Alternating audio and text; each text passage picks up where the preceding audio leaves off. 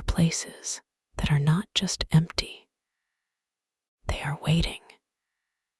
They hold onto memories the way soil holds onto the cold of winter. On a street lined with manicured lawns and the soft glow of family life, there is one such place. 42 Willow Street. To the mailman, it's just a number. To the neighbors, it's a tragedy they've learned to forget. But to the town's archives, it's a statistical impossibility. A dark mathematical equation that always solves for zero. 7 families, 7 sets of tenants over 50 years, all different, all unrelated. Yet all of them met their end inside those walls on the same calendar day, April 14th.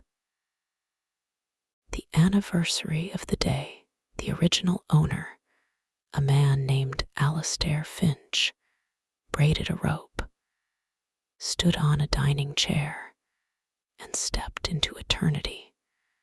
There are no survivors on record. The house, it seems, does not allow for exceptions.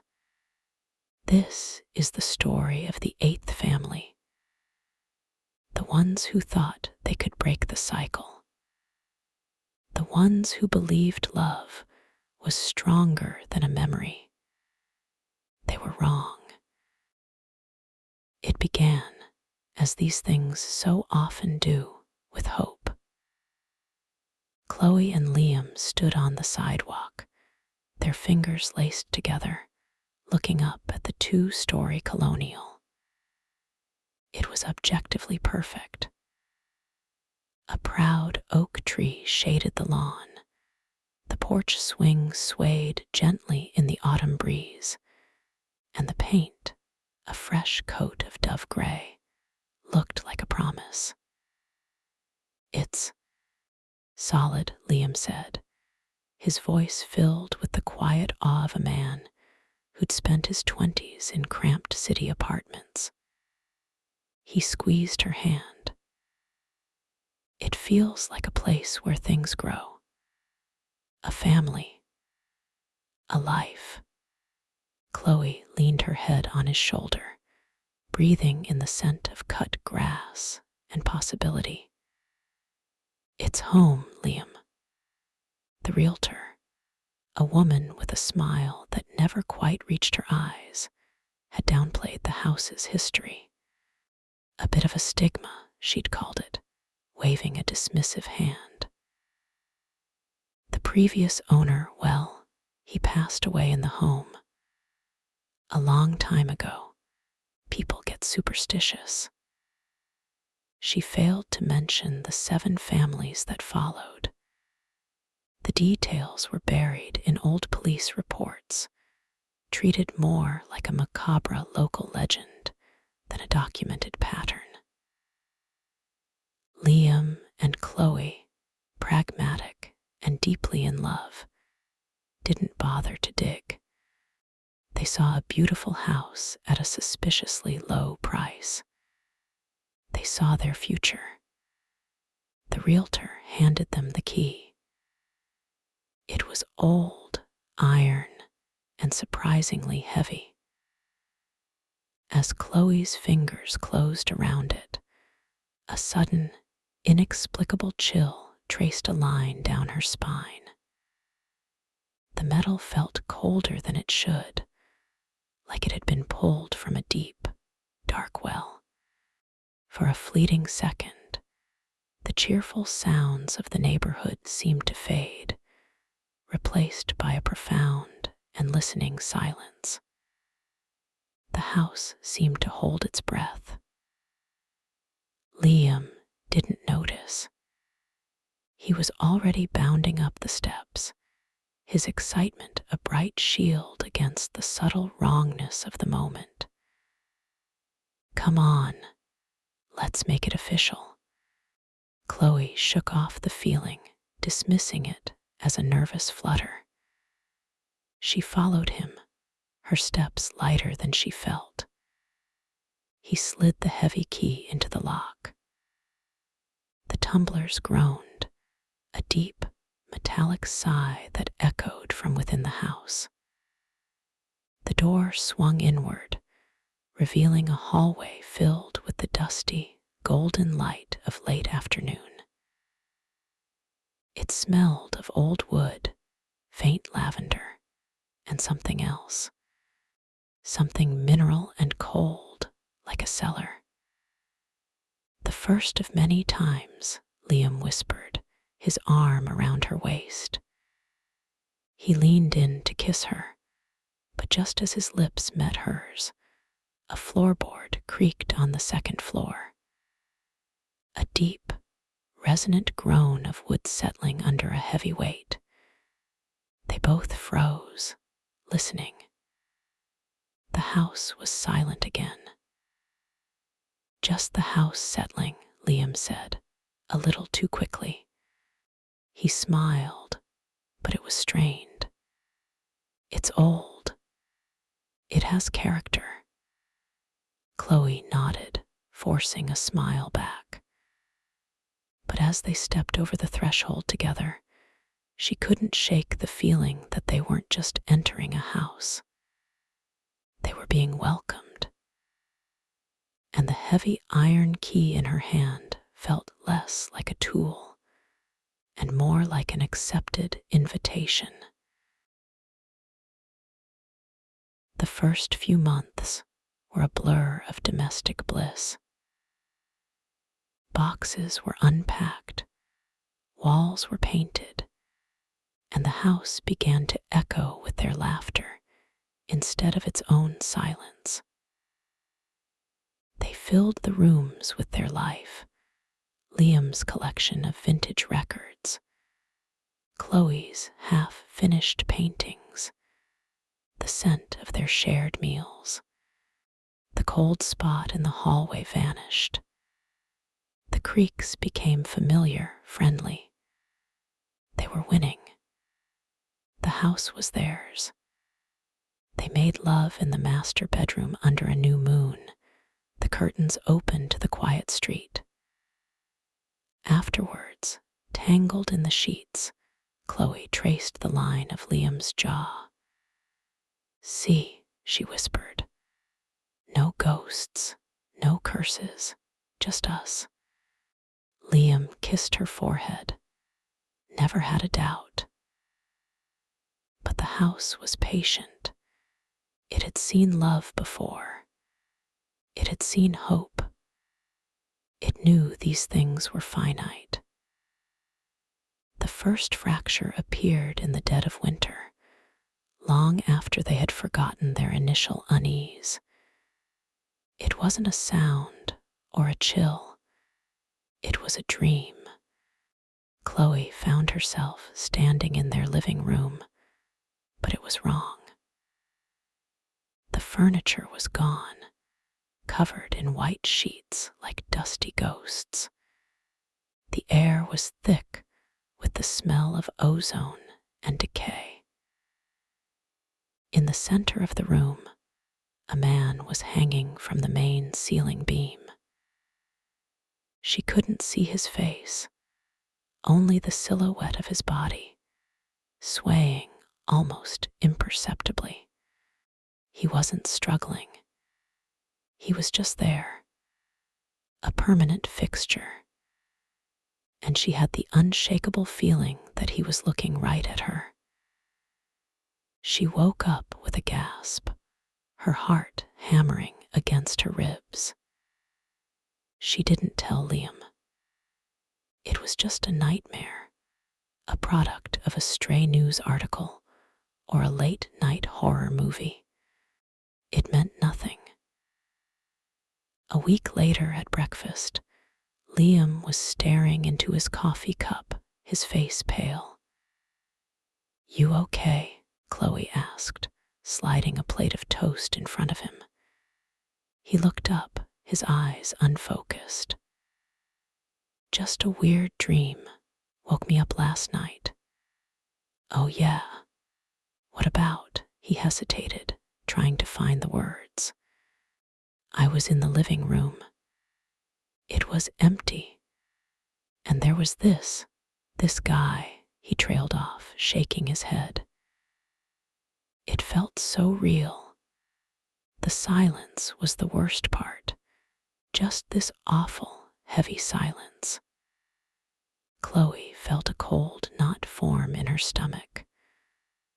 Was he hanging? She asked, her voice barely a whisper. Liam's head snapped up. His eyes locked with hers, wide with a dawning, shared horror.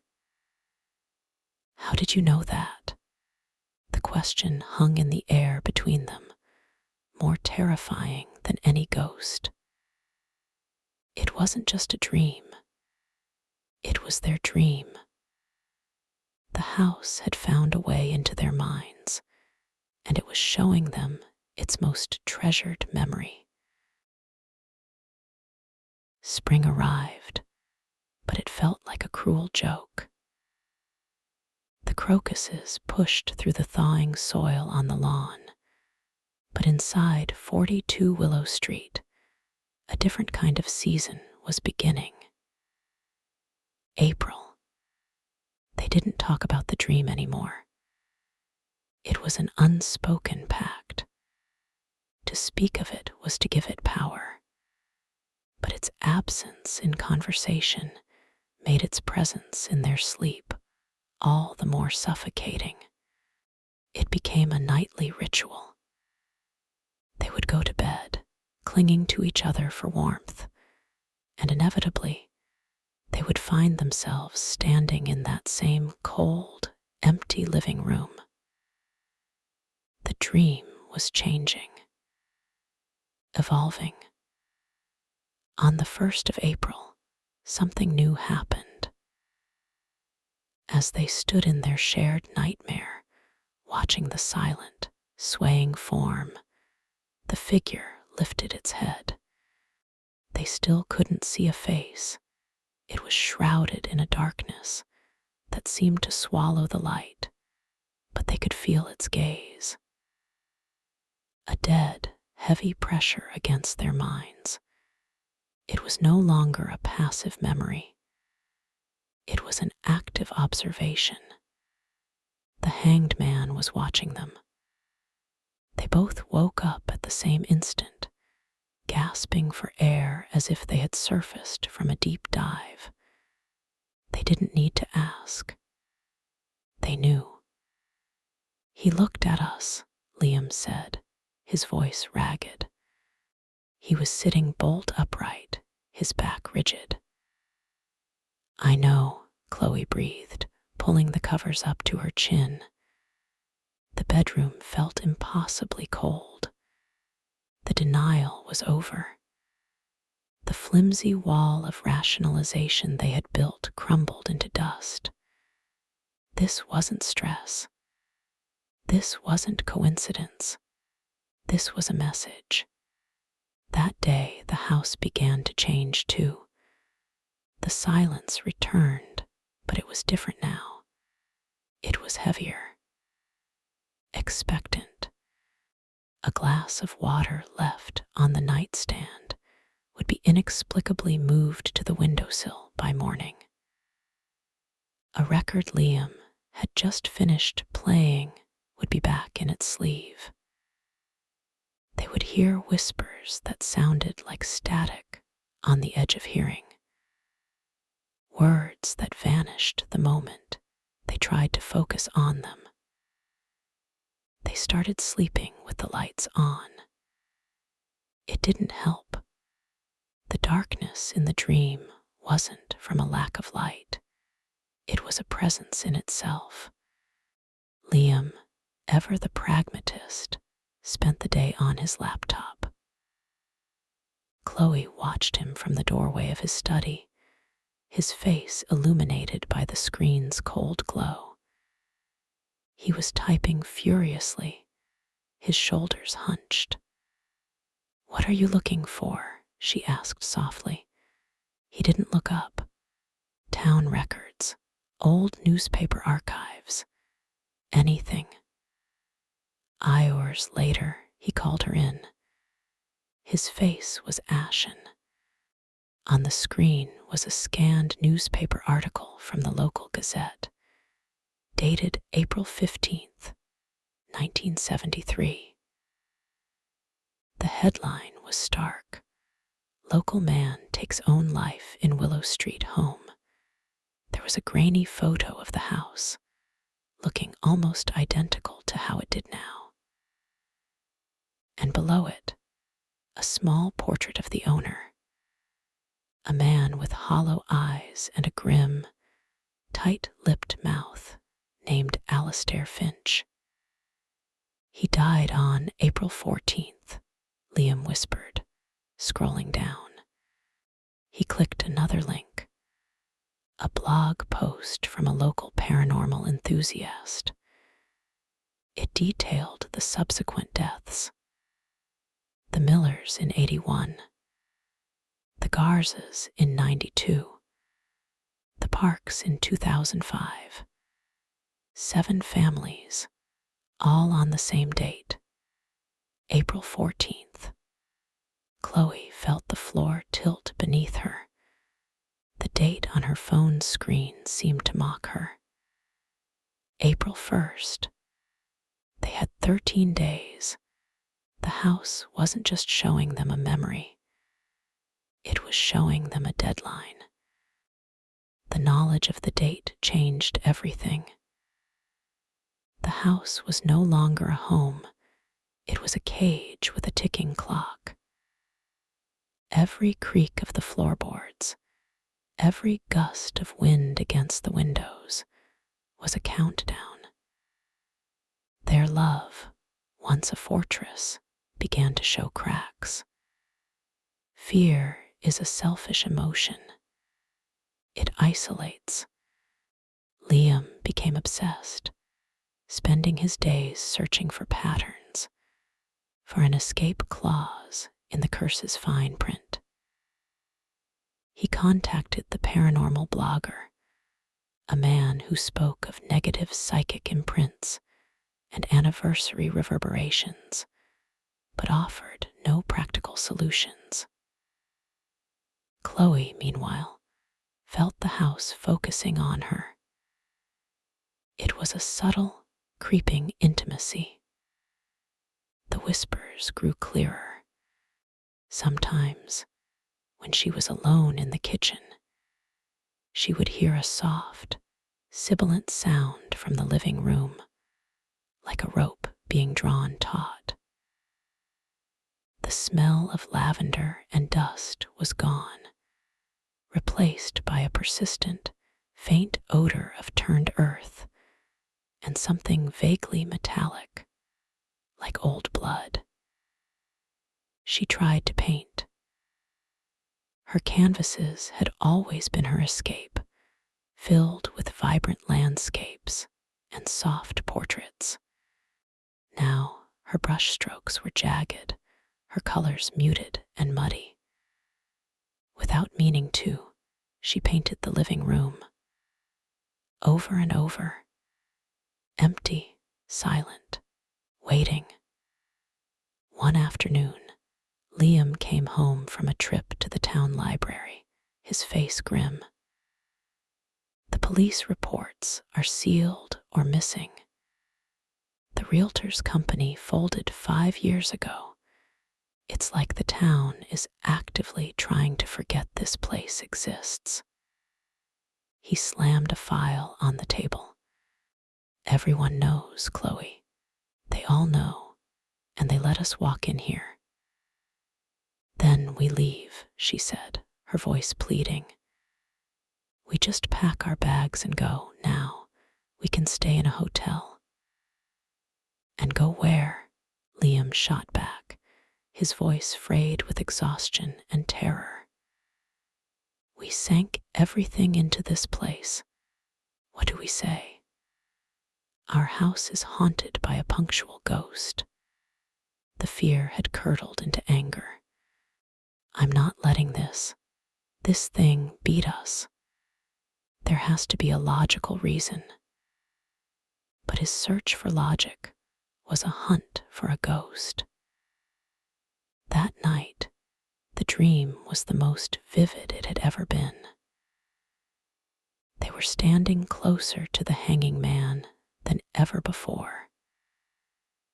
They could see the texture of the coarse rope biting into the flesh of his neck, the faded pattern on his shirt. For the first time, he spoke. His voice wasn't a sound that entered their ears, but a thought that bloomed in their minds, cold and clear, mine. They woke up screaming. The shared violation was complete. It wasn't just in their house, it was in their heads. Liam finally broke. He sat on the edge of the bed, his head in his hands, and wept. "It's in my head, Chloe," he sobbed. "I can hear the silence even when I'm awake." Chloe held him, her own terror a cold stone in her chest. She looked around their beautiful bedroom, their first real home, and saw only a mausoleum. The paint on the walls, once a symbol of their new beginning, now looked like a thin, fragile skin hiding the rotten bones of the house beneath. The house was feeding on their fear. The phenomena escalated from subtle whispers to overt acts of psychological warfare. Doors didn't just creak open, they would slam shut. The record player would turn on in the middle of the night, playing a single, skipping note from one of Liam's jazz albums, a frantic, repeating scratch that drilled into their nerves. They began to see things at the edge of their vision. A flicker of movement in a mirror. A tall, thin shadow stretching unnaturally in the hallway. When they would turn to look, there was nothing there. Just the oppressive, waiting silence. They were becoming ghosts in their own home. They moved through the rooms with a hushed reverence, as if afraid to disturb the true occupant.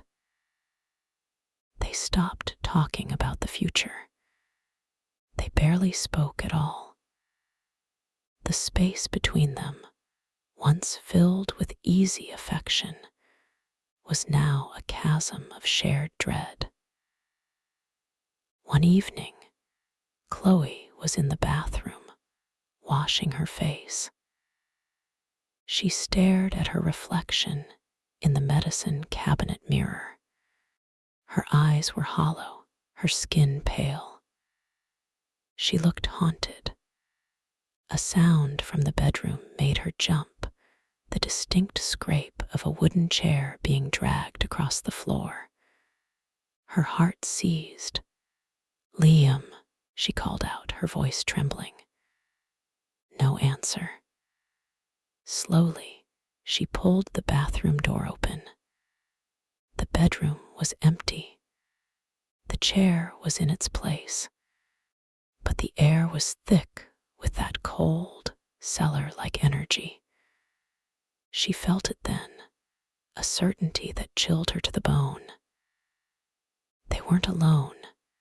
It was in the room with her, watching. She backed away, her hand fumbling for the doorknob, and fled downstairs. She found Liam in the kitchen, staring blankly at the wall, a half-eaten sandwich in his hand. "Liam, did you just move a chair in the bedroom?" she asked, breathless. He looked at her as if from a great distance. "What? No. I've been down here for an hour." His eyes were distant. "I keep hearing things. Music. like from a music box, a children's song. She hadn't heard a music box. He hadn't heard the chair. The house was separating them, giving them their own private hells, isolating them to make them weaker. That night, Chloe had a new dream. She was alone this time. She stood before the hanging man, but he wasn't just a silhouette. She could see his face. It was Alastair Finch from the newspaper clipping, but his skin was gray and tight. His eyes were black, empty pits, and he was smiling, a rictus grin of possessive triumph. He raised a single skeletal hand and pointed, not at her, but at the empty space beside her, where Liam should have been. She woke up with a jolt, a single, terrifying thought screaming in her mind. It doesn't want us both. It just needs one. April 13th. One day left. A fragile truce of desperation had settled between them. The fight was gone, replaced by a single, unified goal: survive the next 24 hours. They had packed 2 suitcases, stuffing them with essentials. Passports, clothes, a few sentimental items. The plan was simple. They would stay awake all night together, in the kitchen, the one room that felt the least saturated with the house's presence. At dawn, the very first light, they would walk out the front door, get in their car, and drive until the state of Ohio was a memory in the rearview mirror. They would not look back. The day was unnaturally quiet. The house seemed to be holding its breath, conserving its energy for the final act. Liam and Chloe moved through the rooms one last time, a silent, somber farewell to the life they had tried to build. Chloe went upstairs to the bedroom to grab her jacket. The room was cold, the air still and heavy. As she turned to leave, her eyes fell upon the wall opposite the bed, the wall they had painted a soft, hopeful sage green. It wasn't green anymore. Scratched into the plaster, as if by fingernails dragging through the paint and drywall, was a single word, repeated over and over. The letters were deep, jagged, and filled with a fine, dark dust that looked like soil. Leave, leave, leave, leave, leave. It covered the entire wall, a frantic, desperate command. But the horror wasn't just the word itself. It was the feeling that came with it. This wasn't a warning from the house. It didn't feel like Alastair Finch's cold, possessive malevolence. It felt terrified. It felt like an echo of every tenant who had come before them. A final, desperate scream etched into the bones of the house. Chloe let out a choked cry. Liam came running up the stairs, taking them 2 at a time. He stopped dead in the doorway, his face draining of all color. "It wasn't there this morning," Chloe whispered, her voice shaking. "I was in here this morning." Liam walked forward, his hand hovering over the letters, afraid to touch them. The scratches, there from the inside of the wall. It was an impossible, sickening realization. The warnings weren't just for them. They were from the victims. Trapped within the walls, they were trying to tell them to get out. That was the moment the last of their skepticism died. This was real. The house was a predator, and its anniversary was tomorrow. The kitchen. Now, Liam said, his voice a low, urgent command. He grabbed her arm, his grip iron tight, and pulled her from the room, not daring to look back at the wall of silent screams. The house was no longer just a place. It was a tomb, and the ghosts of its past were begging them not to join them. The night was a siege. They sat at the small kitchen table, the room lit by a single bare bulb overhead, casting long, dancing shadows. They drank coffee until their nerves were raw, their bodies humming with caffeine and adrenaline. Every sound from the rest of the house, the groan of pipes, the settling of the foundation, was an approaching footstep. They talked, not about the house, but about the beginning.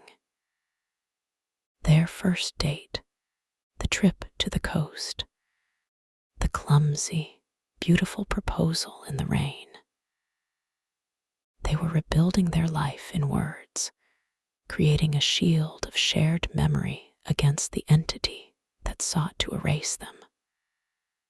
For a few hours, it almost worked.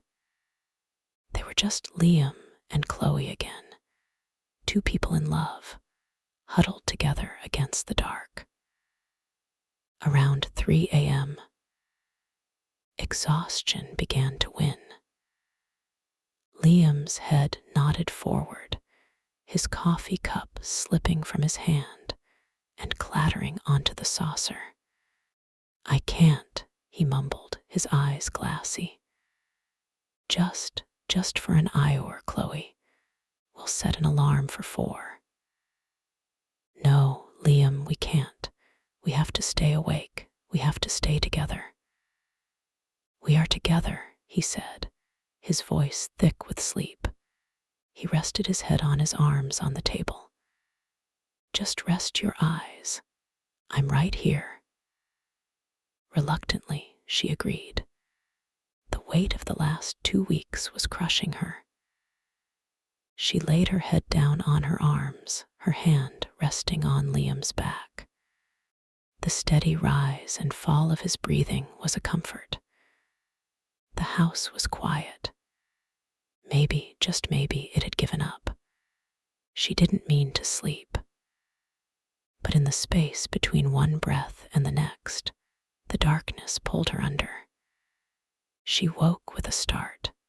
The kitchen was cold. The coffee cups were cold.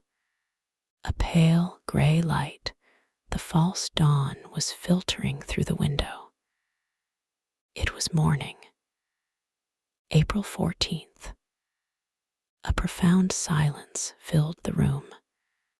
Chloe lifted her head, a thick, syrupy dread slowing her movements. Liam was gone. His chair was empty. His jacket was still on the hook by the door. "Liam," she called out, her voice a dry crackle. The silence that answered was absolute. It was the silence from the dream. The heavy, listening, malevolent silence. Panic, cold and sharp, pierced through her exhaustion. She bolted from the kitchen, her bare feet slapping against the cold wooden floor. "Liam," she ran through the downstairs, her calls echoing in the empty rooms, the dining room, the study. Nothing. Only one room left, the living room. The door was slightly ajar. A deep, primal instinct screamed at her not to open it, to turn and run out the front door and never look back. But Liam was in there. He had to be. Her hand trembled as she pushed the door open. The scene was exactly as it was in the dream. The furniture was pushed to the edges of the room. The air was frigid, and in the center, directly under the main ceiling beam, was a dining chair. Standing on it was Liam. He was fully dressed, his back to her. A thick, coarse rope was looped over the beam above him, the other end already tied around his neck in a grim, perfect knot. He was standing perfectly still, his arms limp at his sides. "Liam, no," Chloe sobbed, a wave of nausea and terror washing over her. "Liam, get down. Please get down." He didn't respond. Slowly, as if pulled by strings, he began to turn. His face was slack, his skin waxy in the dim light. And his eyes were open, but they were utterly, horrifyingly blank. The warm, loving man she had built a life with was gone, replaced by a hollow vessel. He looked at her, but he did not see her. He was a puppet waiting for the final pull. The house had him. It had won. Time shattered. In that single, horrific tableau, Chloe's world broke into a million pieces. The man she loved was standing on a precipice, his eyes emptied of his soul, a noose around his neck. It was the dream made flesh. It was the anniversary. It was happening. A sound escaped her throat. It was not a word. It was a raw, primal noise of absolute terror and grief.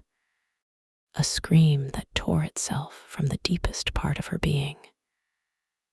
That sound seemed to break the spell. Not on Liam, but on her. The paralysis that had held her in the doorway vanished, replaced by a surge of pure, animalistic flight, instinct. The house wanted her to watch. It wanted her to be the witness. It wanted to consume her grief. She would not give it the satisfaction. She turned and ran. She didn't look back. She knew if she looked back, she would see the chair kick away. She would hear the final, sickening sound. That knowledge was a spur, driving her forward. Her bare feet pounded on the hardwood floor of the hallway. She fumbled with the deadbolt on the front door, her fingers slick with a cold sweat, refusing to cooperate. The lock clicked open. She threw the door open and burst out onto the porch, into the cold, clean air of morning. She didn't stop. She ran across the dew-soaked lawn, the wet grass shockingly cold against her feet. She ran onto the asphalt of the street, not caring about the sharp pebbles or the strange looks from an early morning jogger. She just ran, her lungs burning, the scream still caught in her throat. She didn't look back at 42 Willow Street. She couldn't. She could feel its gaze on her back, a cold, hateful pressure. The feeling of being watched, of being let go. For now, She collapsed on the lawn of a neighbor 2 blocks away, her body shaking with violent, uncontrollable sobs. The police found her there, wrapped in a blanket, her eyes wide and vacant. She could only repeat a single phrase over and over again. "He's still in there." When they entered the house, they found exactly what she had described. The living room was cold. The dining chair was kicked over on its side, and hanging from the central beam was the body of Liam Cole. The official time of death, the coroner would later estimate, was just after sunrise. April 14th. The case was closed as a suicide, spurred by psychological distress. The history of the house was noted as a tragic coincidence. Chloe was listed in the official report as a witness, but in the hushed whispers of the town, she was something else entirely. She was the first to ever make it out. She was the survivor. But survival is not the same as freedom. The house had let her go, but it had kept a part of her. It had taken her future and replaced it with a memory. A memory that would follow her, an echo in the silence for the rest of her days. 1 year, 365 days. To the outside world, Chloe had started to heal.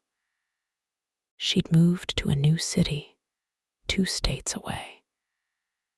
She lived in a modern, sterile apartment complex on the 7th floor, a place with no history, no creaking floors, no old-world charm. It was a building of steel and glass, designed to keep the past out. She had a job. She saw a therapist. She spoke to her family on the phone. She performed the motions of a normal life, but it was a meticulous, fragile performance. Inside her apartment, the truth was different. She never slept for more than an hour at a time. The silence of her new home was just as terrifying as the silence of 42 Willow Street. It was a canvas onto which her memory could paint its horrors. She would wake up gasping, the image of Liam on the chair, his blank eyes seared onto the back of her eyelids. The curse hadn't ended. It had simply changed its address.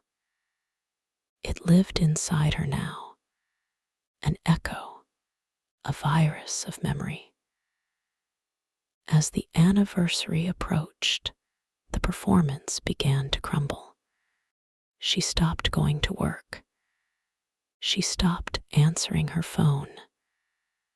Her therapist grew concerned by her rambling, paranoid voicemails. "It's coming back," she'd said in one. "The date. It's not the house. It was never the house. It's the date." April 13th. 1 year later, Chloe locked herself in her small apartment. The world outside ceased to exist. She took a permanent marker from her desk drawer, and she began to write. She started on the wall by her bed. In small, tight letters, she wrote a single phrase, "I must go on." She wrote it again and again. The phrase became a mantra, a prayer, a desperate incantation against the encroaching dread. She filled one wall, then moved to the next. The tidy, minimalist apartment became a shrine to her struggle. The words covered the walls, the doors, even the windows, blocking out the light. I must go on. I must go on. I must go on. Her handwriting grew more frantic, the letters larger, more distorted. It was a battle being waged in ink on plaster. Chloe against the echo. Chloe against the anniversary. Her landlord received a call from a concerned neighbor about a strange smell, and a complete lack of response from apartment 7B. When he used his master key, he couldn't get the door open. It was bolted from the inside. The police were called. When they finally forced their way in, they found the apartment in disarray. The walls were a chaotic mural of that single, desperate phrase. A pot of water had boiled dry on the stove. A single plate of untouched food sat on the counter. But of Chloe, there was no sign. The windows were locked from the inside. The door had been bolted. She was gone, vanished without a trace from a locked room. The police treated it as a missing person case, but a bizarre one. How does a person vanish from a sealed apartment 7 stories up? They searched the apartment for clues, for any sign of a struggle or a forced entry. They found none. It was as if she had simply evaporated. One of the detectives, a younger officer unfamiliar with her history, was cataloging the scene. He looked around the room, at the walls covered in the frantic writing. It was a scene of profound mental collapse. But something felt off. A subtle wrongness, just like the one Chloe had felt when she first touched the key to 42 Willow Street. He looked up.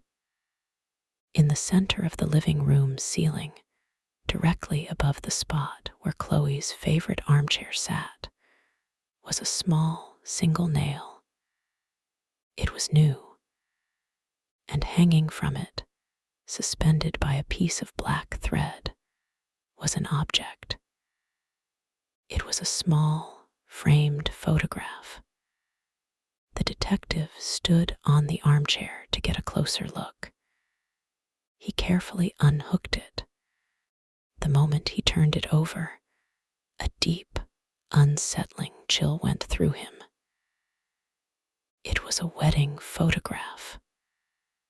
A smiling, happy couple, Liam and Chloe, on the best day of their lives. A perfect moment, frozen in time. But it wasn't hanging right side up. It had been deliberately hung upside down. A man and a woman, inverted, their smiling faces pointing toward the floor, their feet toward the sky. A perfect, horrifying mirror image. A bride and groom hanging like a pendulum. An echo of a man on a chair, of a rope on a beam. The curse was never about a place. 42 Willow Street wasn't the source, it was the amplifier. The curse was a story, and it demanded an ending. Chloe had survived the house, but she could not survive the anniversary. She had not escaped. She had only postponed her chapter. And in her place, she left one final, chilling image. A photograph that told the police and the world that the story of 42 Willow Street was not over. It had simply found a new way to